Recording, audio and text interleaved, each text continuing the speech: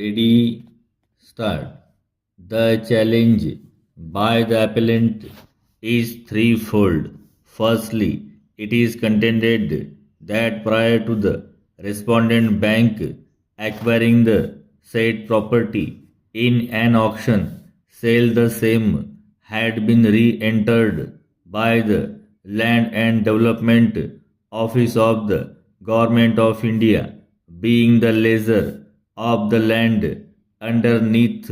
the property, and thus no title was acquired by the respondent bank, and the said property was not public premises within the meaning of section 2E of the PP Act, for the estate officer of the respondent bank to pass an order with respect thereto. Secondly, it is contended that no bona fide requirement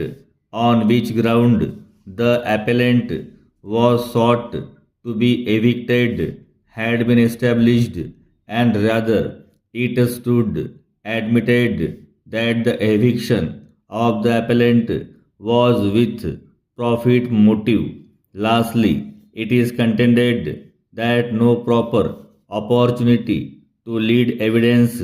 was given to the appellant by the estate officer of the respondent bank. As far as the first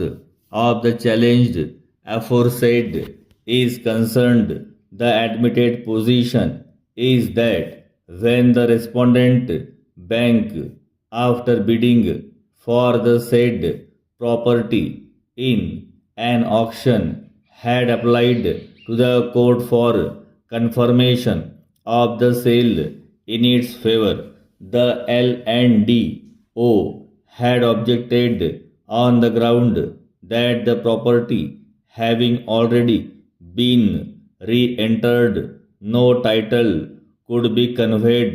to the respondent bank para. The said application of the L&DO was rejected, giving liberty to the L&DO to seek its remedies. Not only so, the Supreme Court in Shanti Sharma versus Ved Prabha 193 has held that re-entry effected by the L&DO of lease with respect to the land underneath the property does not prevent the lessee of the said land from seeking eviction of her its tenant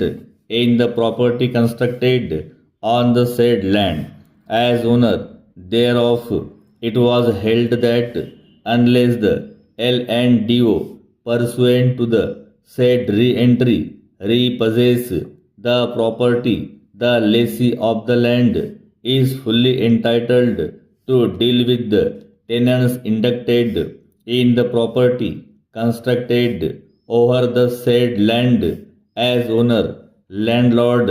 and the tenants of the lessee cannot challenge the title of their landlord. Upon the senior counsel for the appellant being confronted with the said judgment,